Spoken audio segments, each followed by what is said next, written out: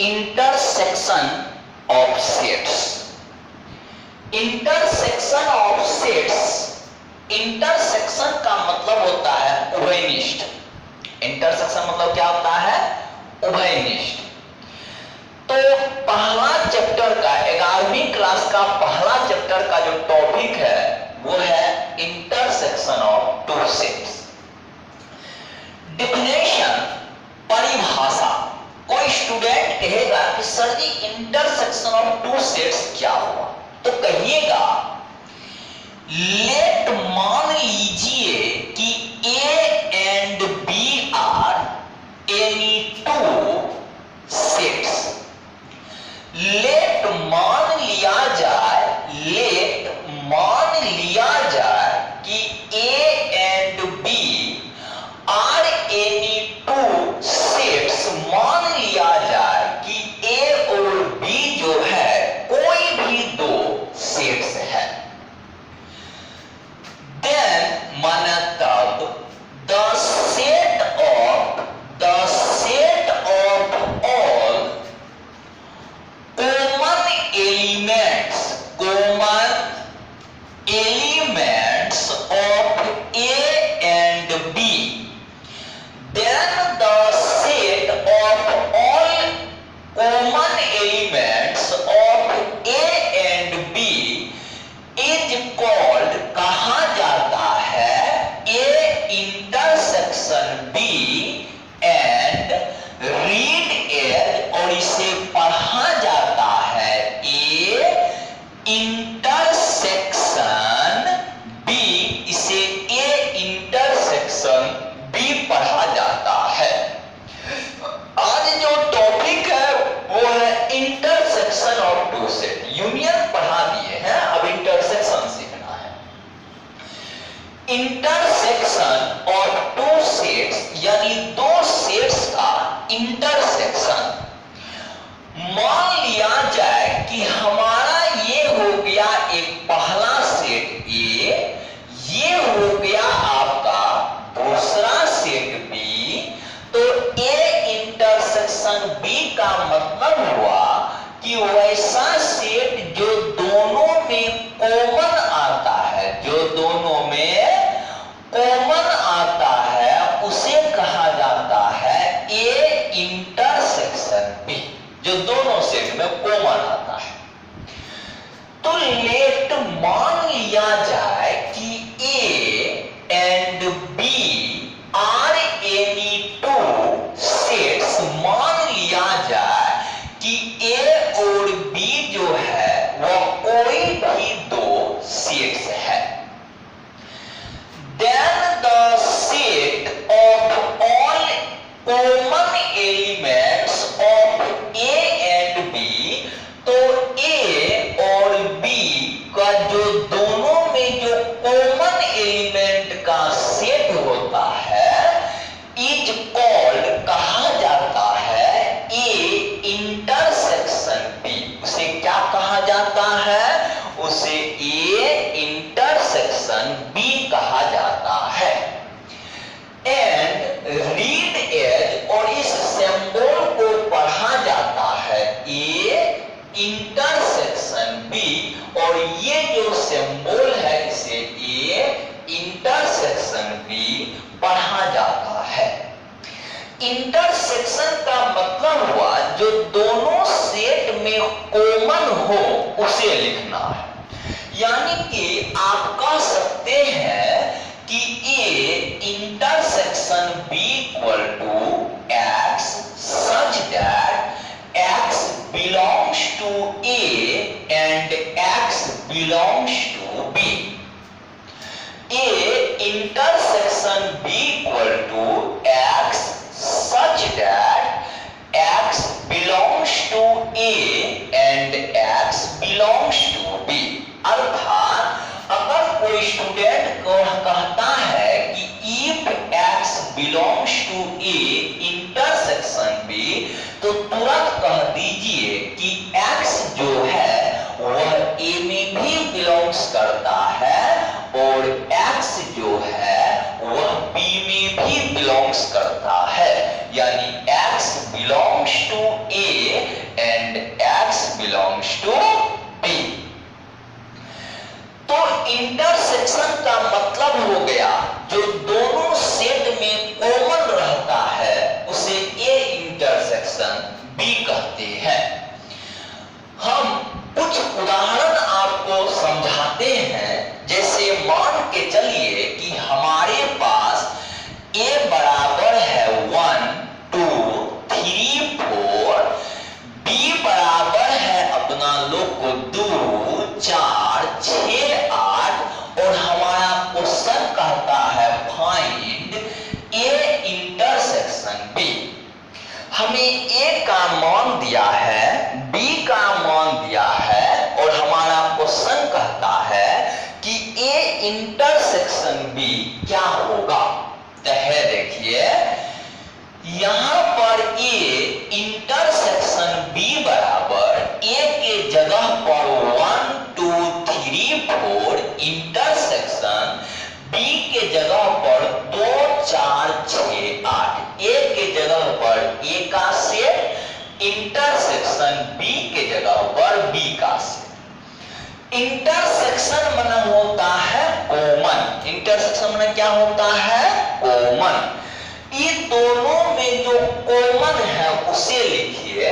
जैसे 2 4, बस यही दो कॉमन है तो ये हो गया ए इंटरसेक्शन बी। बात समझे?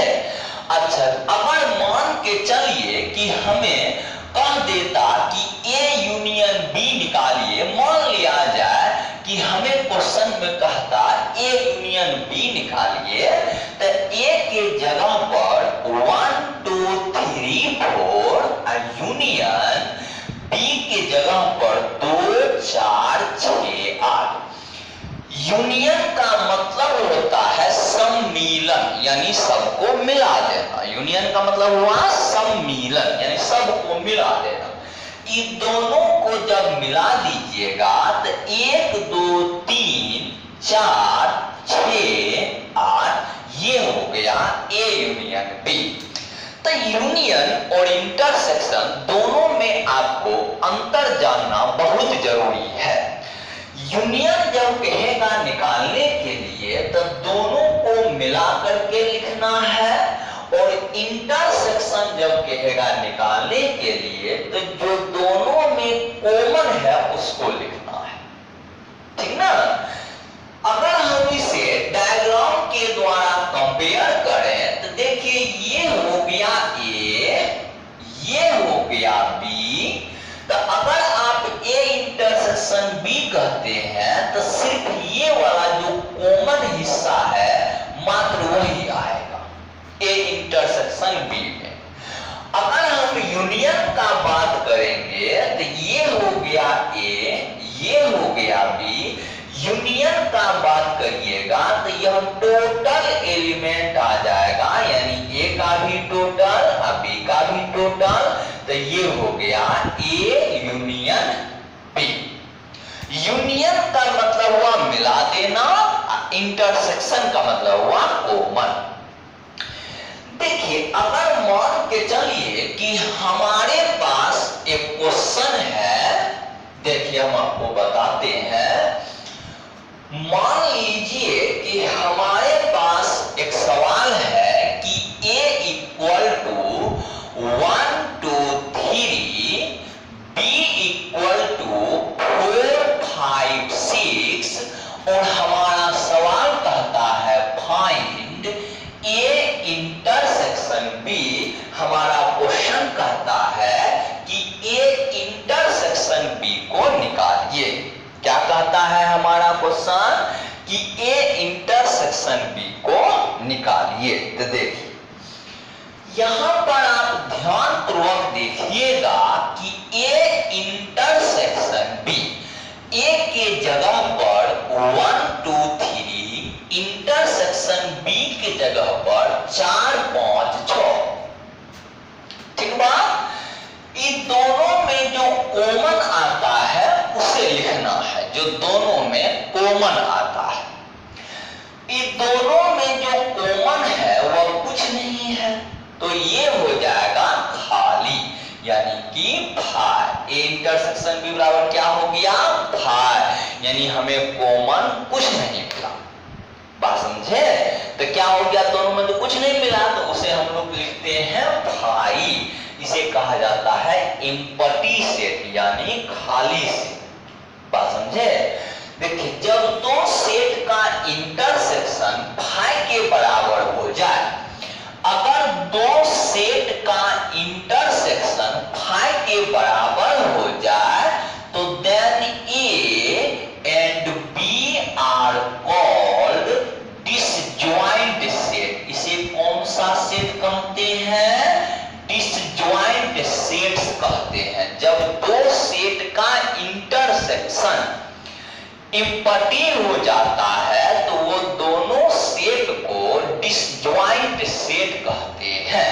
डिसजॉइंट का मतलब हुआ कि दोनों में कॉमन कुछ नहीं मिलना, दोनों में कॉमन कुछ नहीं मिलना, तो उसे कहा जाता है डिसजॉइंट सेट। अच्छा, अब देखिए हम आपको इसके बारे में और आगे सिखाते हैं। जैसे यहां पर हेडलाइन में लिखिएगा properties of union of sets. Properties of union of sets. Union of sets का प्रॉपर्टीज यानी विशेषता यानी कि गुण। तो आप लिखिएगा कि the union of sets possess the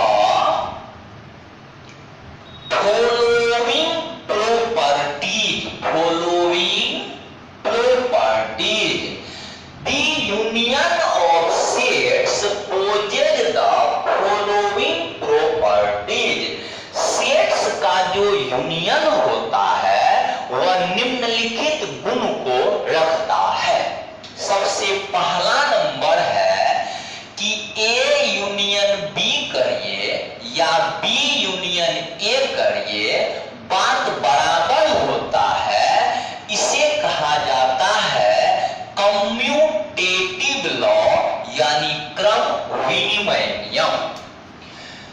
A union B करिए या बी यूनियन ए करिए बराबर होता है और इसे कौन सा नियम कहते हैं? कम्यूटेटिव लॉ, क्रम विनिमय नियम। दूसरा है कि A union B union C किया जाए या A union B union C किया जाए बराबर होता है। A union B union C करिए या A union B union C करिए, इसे एसोसिएटिव लॉ यानी सहचर्य नियम कहते हैं। तीसरा नंबर देखिए कि ए यूनियन ए करिए तो ए के बराबर होता है। ए यूनियन ए करिए तो किसके बराबर होता है? ए के बराबर होता है। ए यूनियन ए आपको खुद ए के बराबर हो जाता है। इसे आप ऐसे भी याद रख सकते हैं कि ए यूनियन ए करें कि ए के बराबर। दूसरी बात आपको इसका नाम याद रखिएगा, आइडम पोटेंट लॉ कहा जाता है। आइडम पोटेंट लॉ कहा जाता है। चौथी बात आपको यह याद रखना है कि ए यूनियन फाई करेंगे तो ए के बराबर। फाई बना इम्पटी, फाई बना इम्पटी। ए यूनियन फाई करिएगा ए के बराबर। इसे कहा जाता है लॉ ऑफ फाई। उसके बाद ए यूनियन यूनिवर्सल सेट करिएगा तो यूनिवर्सल सेट हो जाएगा। इसे कहा जाता है लॉ ऑफ यूनिवर्सल सेट। बात समझे ना? और इसमें तो कब यही है। अच्छा चलिए अब देखिए, ये तो यूनियन वाली बात हुआ। अच्छा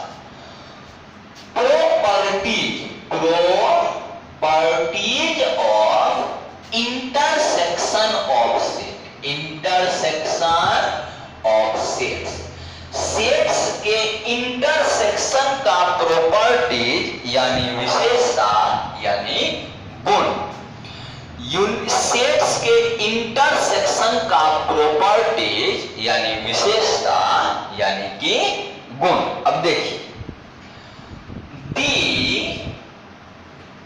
intersection of sets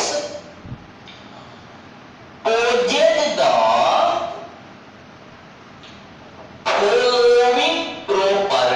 following properties, sets का जो इंटरसेक्शन होता है वह निम्नलिखित नियम को मानता है कि ए इंटरसेक्शन बी करिए कि बी इंटरसेक्शन ए करिए। बात बराबर, इसका नाम है कम्यूटेटिव लॉ, क्रम विनिमय नियम।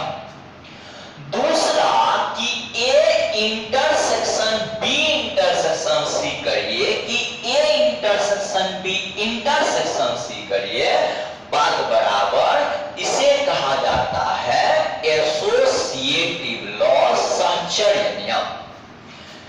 उसके बाद ए इंटरसेक्शन ए करने पर ए के बराबर, ए इंटरसेक्शन ए करिएगा ए के बराबर, इसे कहा जाता है आइडम्पोटेंट लॉ। नंबर 4 है कि ए इंटरसेक्शन फाई करिएगा तो यह हो जाएगा फाई, इसे कहा जाता है लॉ ऑफ फाई। और इसके बाद ए इंटरसेक्शन ए करिएगा, ए इंटरसेक्शन यूनिवर्सल सेट करिएगा तो ए के बराबर, इसे लॉ ऑफ यूनिवर्सल सेट कहते हैं। तो 11th क्लास में हम अगला वीडियो में और बढ़िया से अगला टॉपिक सिखाएंगे। तब तक